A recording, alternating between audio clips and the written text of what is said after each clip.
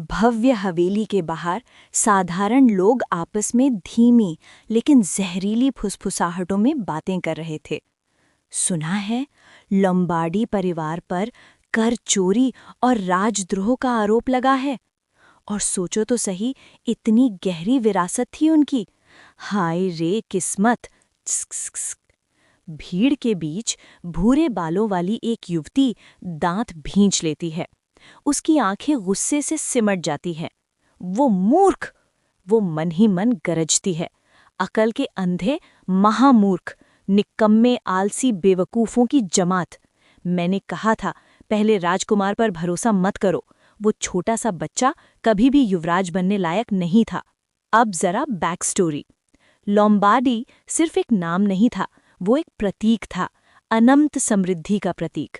साम्राज्य के पहले सम्राट का राज्याभिषेक एक लोम्बार्डी ने किया था। हाँ, इतनी बड़ी बात। इसका सीधा मतलब था, लोम्बार्डी बेहद अमीर थे, बेहद ताकतवर थे और शाही परिवार के लिए बेहद खतरनाक भी। यही कारण था कि शाही परिवार हमेशा उनसे डरता रहा। उनकी गतिविधियों पर पाबंदियां लगाई गईं, उन्हें बांध कर रखने की हर संभव कोशिश की गई। लेकिन लोम्बार्डी यहीं नहीं रुके। उन्होंने योग्य लोगों को नियुक्त किया, चाहे वे कुलीन हो या आम नागरिक।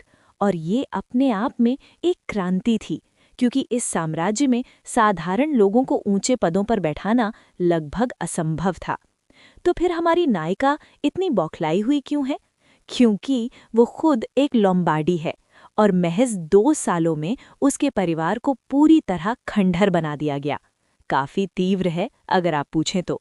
और हाँ, एक और छोटी सी बात, उसे यहाँ ट्रक कुंड लेकर आया था। जी हाँ, वो अपने पिछले जीवन में कोरिया की एक बिल्कुल साधारण महिला थी।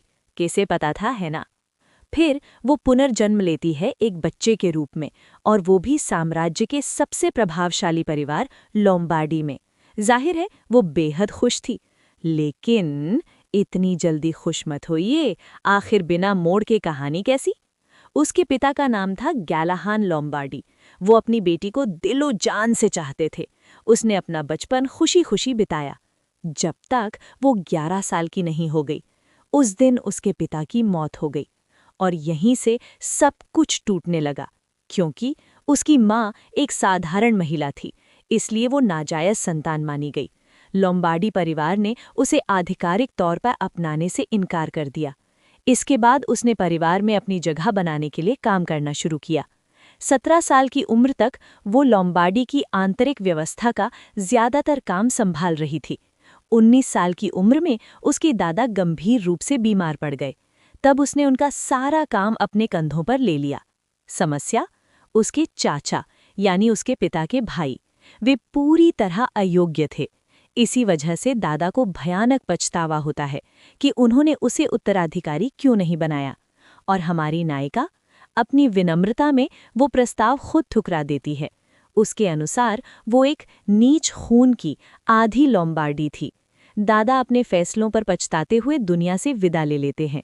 आप जानते हैं कहाँ? इसके तुरंत बाद उसके चाचा उसे घर से निकाल देते हैं।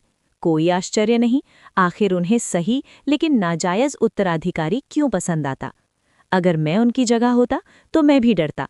आखिर वो उनकी पूरी विरासत छीन सकती थी। अब वापस वर्तमान में, वो एक सराय में बैठी है, शराब ऐसे पी रही है जैसे युद्ध से लौटा कोई अनुभवी सैनिक। और क्यों न पिए? उसकी सालों की मेहनत सिर्फ 2 सालों में उसके चाचाओं ने रौंद दी। लोम्बार्डी परिवार में जिस पहले राजकुमार का साथ दिया था, वही उनके पतन की असल वजह था, क्योंकि वो एक जुआरी था और औरतों का दीवाना। सबसे अच्छा विकल्प था दूसरा राजकुमार। लेकिन ढोल बजाइए कृपया, वो भी नाजायज संतान था, एक दासी का बेटा। फिर भी वो असाधारण रूप से प्रतिभाशाली था।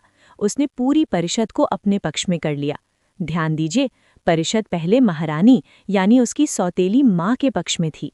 तो हाँ, वो एक भारी शक्ति था। सम्राट की मृत्यु के बाद जब दूसरा राजकुमार युवराज बना तो पहला काम क्या किया? लोम्बार्डी परिवार को पूरी तरह तबाह कर दिया। नशे और गुस्से में हमारी नायिका सराय से बाहर निकलती है और धड़ाम, एक गाड़ी उसे कुचल देती है। तो हाँ, पहले जीवन में कार से, इस जीवन में गाड़ी से, पूरी तरह निष्पक्ष। और इसी के साथ ये थी हमारी कहानी की पूरी बैक स्टोरी।